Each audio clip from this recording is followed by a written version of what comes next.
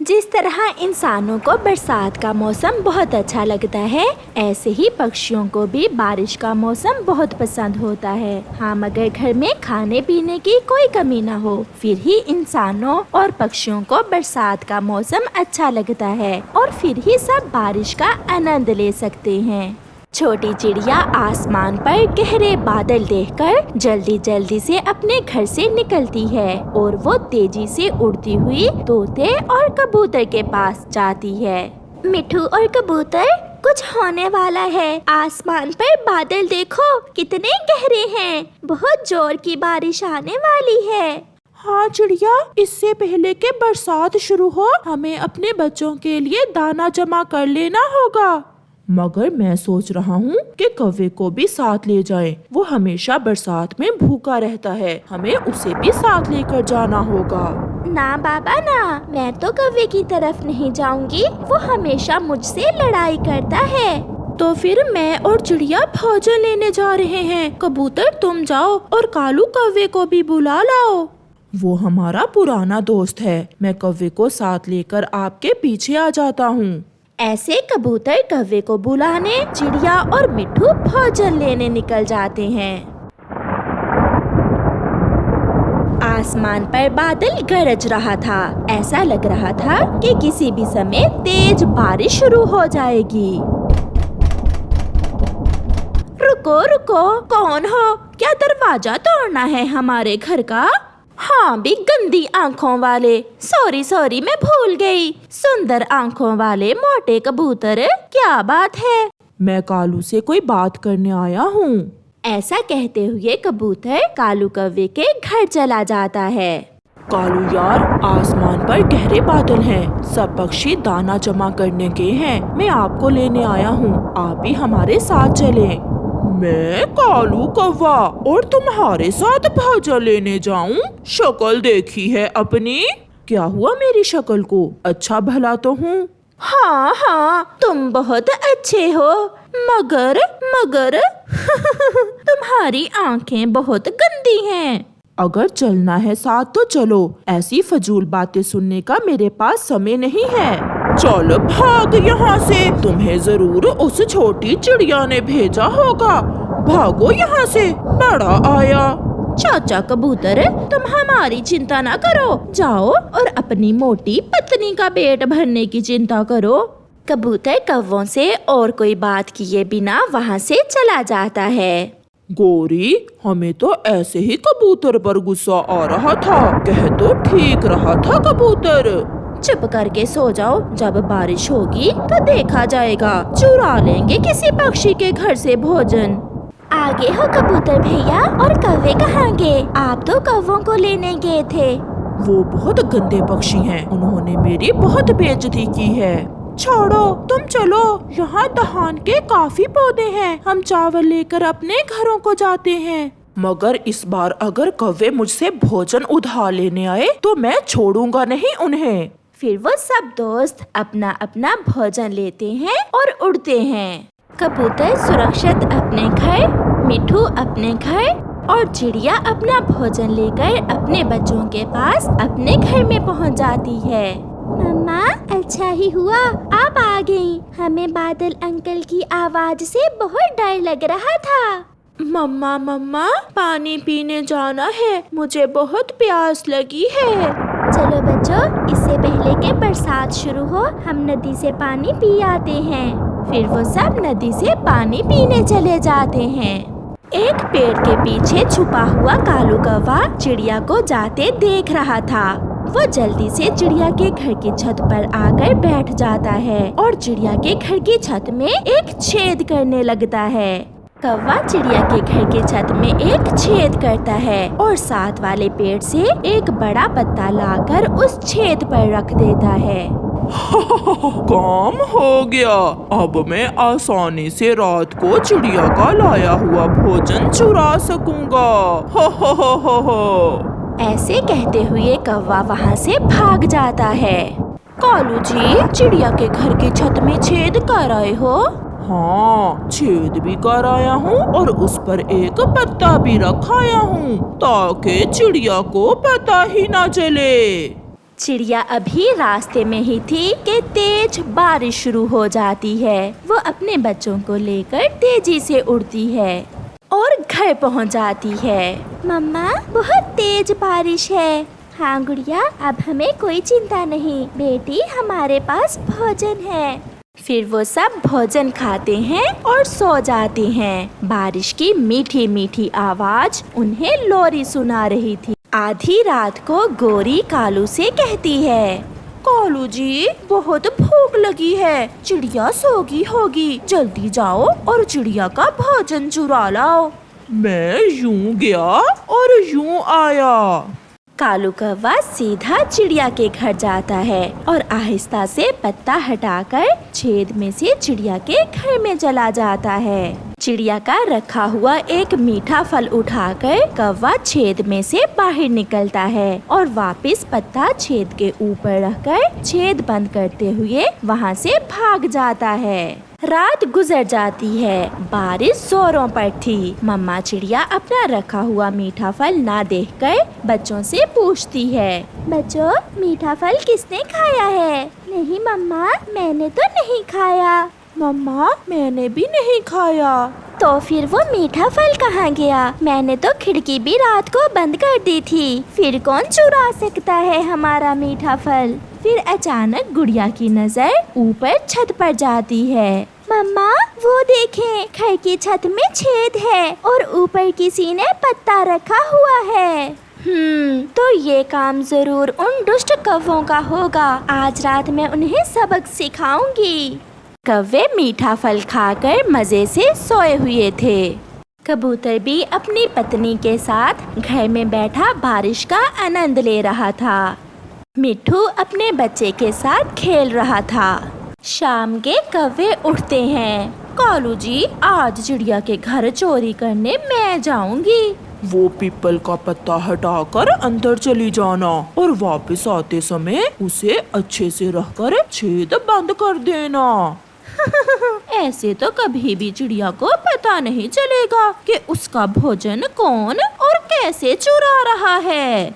चिड़िया भी पूरी तैयारी में थी। उसने एक लोहे की सलाख आग पर गरम कर ली थी। आधी रात को गोरी कौवी घर से निकलती है। एक रात ऊपर से बारिश, इसलिए उसे कोई भी नहीं देखता। वो चिड़िया की छत पर जाकर बैठ जाती है। मम्मा, मम्मा, कोई है, छत पर कोई है। छी छी, चुप कर जाओ।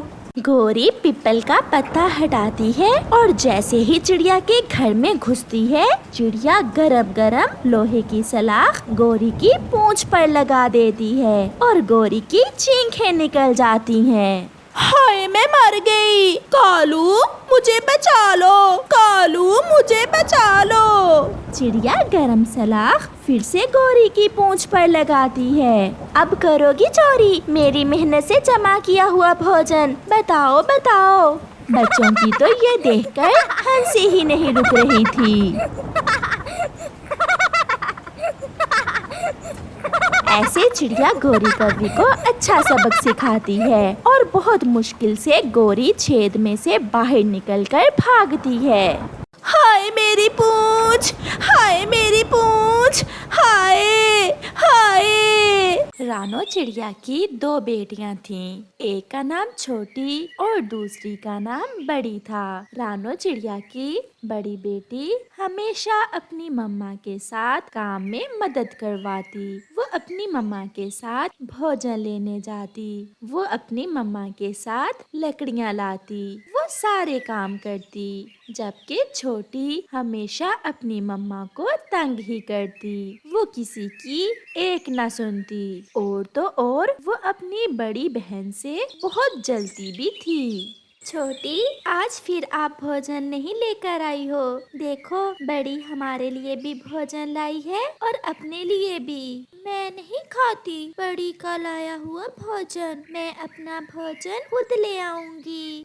कोई बात नहीं छोटी, आप भोजन खा लें, मगर मम्मा को तंग ना किया करें और उस आवारा चिड़े के पास नदी पर जाकर बैठना छोड़ दें। ये सुनकर छोटी को गुस्सा आ जाता है। बैठूंगी बैठूंगी, तुम्हें जो करना है कर लो। चुप कर जा बड़ी, जब इसे खुद से चोट लगेगी ना फिर ही इसे हमारी बातें याद आएंगी। दूसरे रोज छोटी अलमारी से अपनी मम्मा का सोने का हार निकाल कर पहन लेती है। उसकी मम्मा और बड़ी बहन भोजन लेने गई हुई थी। आज मैं ये मम्मा का हार पहन कर जाती हूँ, बूढ़े को बहुत अच्छा लगेगा। फिर छोटी अपनी मम्मा का हार पहनकर नदी पर चली जाती है। नदी पर गौरी कव्वी बैठी हुई थी। छोटी, ये सोने का हार पहनकर ऐसे जंगल में घूमना अच्छा नहीं, कोई छीन भी सकता है ये हार। आप जाएं यहाँ से, मुझे सब पता है। भलाई का तो जमाना ही नहीं, सीधी बात की भी उल्ट बना लेते हैं पक्षी। गौरी ऐसा कहते हुए वहाँ से चली जाती है। बूढ़ा चिड़ा वहाँ आ जाता है। मैं कब से तुम्हारा इंतजार कर रही हूँ। मेरा दोस्त आ गया था, इसलिए मुझे थोड़ी देर हो गई। अच्छा बताओ, ये सोने का हार पहनकर मैं कैसी लगती हूँ। सोने का हार देखकर बूढ़ा चिड़ा हैरान हो जाता है। ये सोने का हार तो बहुत सुंदर है। और मैं कैसी लग रही हूँ। तो तुम भी सुंदर लग रही हो। चलो मैं आपको अपनी मम्मा से मिलवाने लेकर जाता हूँ। ज्यादा देर तो नहीं होगी, मम्मा डांटेंगी अगर देर हुई तो। हम यूं गए और यूं आए। फिर छोटी उस आवारा लफंगे चिड़े के साथ चली जाती है। वो चिड़ा उसे जंगल में पुराने कुएं के पास ले जाता है। आप यहाँ क्यों बैठ गए। अपना ये हार उतार कर दिखाना, देखूं तो असल है या नकल। ये हार मेरी मम्मा का है और असल सोने से बना हुआ है। ऐसा कहते हुए छोटी वो सोने का हार उतार कर बूढ़े चिड़े को दे देती है। बूढ़ा हार पकड़ते ही छोटी को पीछे की तरफ धक्का दे देता है और छोटी सीधी कुएं में गिर जाती है। बचाओ, मुझे बचाओ, तुमने मुझे कुएं में धक्का क्यों दे दिया है, मैं यहाँ मर जाऊंगी। बाय बाय, मैं ये हार लेकर जा रहा हूँ। मुझे किसी ऐसी ही कीमती चीज की खोज थी। अब मेरे 4 दिन अच्छे गुजर जाएंगे। वो चिड़ा वहाँ से चला जाता है और छोटी कुएं में बैठकर रोने लग जाती है। मम्मा चिड़िया और उसकी बड़ी बेटी भी शाम के घर लौट आती हैं। वो अभी तक नहीं लौटी। आ जाएगी मम्मा, नदी पर बैठी होगी। बड़ी, मुझे डर लगता है बेटी, अब हालात पहले जैसे नहीं है। जवान है वो और ऐसे शाम के तक नदी पर अजनबियों के साथ बैठे रहना ठीक नहीं है। अंधेरा बढ़ रहा था और अंधेरा बढ़ने के साथ साथ मम्मा चिड़िया की चिंता भी बढ़ रही थी। चलो बेटी, मेरा दिल बहुत डर रहा है, छोटी अभी तक नहीं आई। फिर वो माँ बेटी अपनी छोटी को देखने नदी पर जाती हैं, मगर नदी पर तो कोई भी ना था क्योंकि अब तो रात हो गई थी। फिर वो दोनों गौरी कव्वी के घर जाती हैं। गौरी बहन, मेरी छोटी अभी तक घर लौट कर नहीं आई, कहीं देखा है आपने उसे। चिड़िया बहन, दोपहर को छोटी मुझे नदी पर मिली थी। उसने एक सोने का हार पहन रखा था। सोने का हार? मम्मा, छोटी जरूर आपका सोने का हार अलमारी से चुरा कर लाई होगी। मैंने उसे समझाया था, मगर उसने उल्टा मुझसे ही लड़ाई शुरू कर दी। कहाँ जा सकती है वो? गौरी का पति कालू कौवा भी घर आ जाता है। चिड़िया, मैं दूसरे जंगल से आया हूँ। वहाँ एक आवारा चिड़ा रहता है। उसके पास एक सोने का हार था। मुझे ऐसा लग रहा है कि वो हार मैंने आपके पास देखा है। मेरी बेटी को मार दिया होगा उस चिड़े ने। वो हार मेरी बेटी घर से लेकर गई थी। कालू, आप चिड़िया बहन के साथ जाएं और जाकर पकड़ें उस आवारा चिड़े को। मम्मा, मैं भी आपके साथ जाती हूँ। जल्दी चलो, कहीं ऐसा ना हो कि वो हार बेचे और कहीं निकल जाए। फिर कालू कौवा, मम्मा चिड़िया और बड़ी जाते हैं। वो रात के अंधेरे में उड़ रहे थे। फिर कालू चिड़िया और उसकी बेटी को लेकर उस आवारा चिड़े के घर पहुंच जाता है। कालू दरवाजे पर दस्तक देता है। कौन है? आप चुप रहें, मैं बात करता हूँ। मैं कौवा हूँ, मैंने आपसे कोई बात करनी है, दरवाजा खोलो। फिर वो आवारा चिड़ा दरवाजा खोलता है। मम्मा चिड़िया और बड़ी थोड़ी दूर बैठ जाती हैं। वो हार कहाँ है जो पान की दुकान पर तुम्हारे पास था? मैं वो हार खरीदने आया हूँ। वो हार मैं अभी लेकर आया। फिर जल्दी से बुरा चिड़ा वो हार लेकर आ जाता है। मम्मा चिड़िया और उसकी बेटी भी वहाँ आ जाती हैं। अब सीधे से बताओ कि हमारी छोटी कहाँ है, या फिर जेल जाकर बताओगे? मम्मा, मुझे कुछ पता नहीं है। फिर कालू उसे 2 चार लगाता है। मुझे मत मारे, मुझे मत मारे। मैंने सोने के हार के लालच में उसे पुराने कुएं में धक्का दे दिया था। चिड़िया बहन, अब हमें पहले छोटी को बचाना होगा। इसे तो मैं बाद में देखूंगा। मेरी बेटी ठीक हो, ऐ भगवान, मेरी बेटी की रक्षा करना। फिर वो सब वहाँ से जाते हैं और एक बड़ी रस्सी की मदद से छोटी को बाहर निकालते हैं। छोटी बहुत डरी हुई थी। वो अपनी मम्मा के गले लगकर रो रही थी। चलो बेटी, घर चलें। मुझे सब पता चल गया है कि आपको यहाँ किसने गिराया। बड़ी, मुझे माफ कर दें। मम्मा से कहें मुझे माफ कर दें। मैं आइंदा हमेशा अपनी मम्मा का कहना मानूंगी। छोटी बेटी, अगर आज कालू भैया न आते तो न जाने क्या हो जाता। मैं कैसे रहती अपनी छोटी के बिना। फिर वो सब खुशी खुशी वापस चले जाते हैं और फिर छोटी हमेशा अपनी मम्मा का कहना मानती है और अपनी बड़ी बहन से प्यार करने लगती है।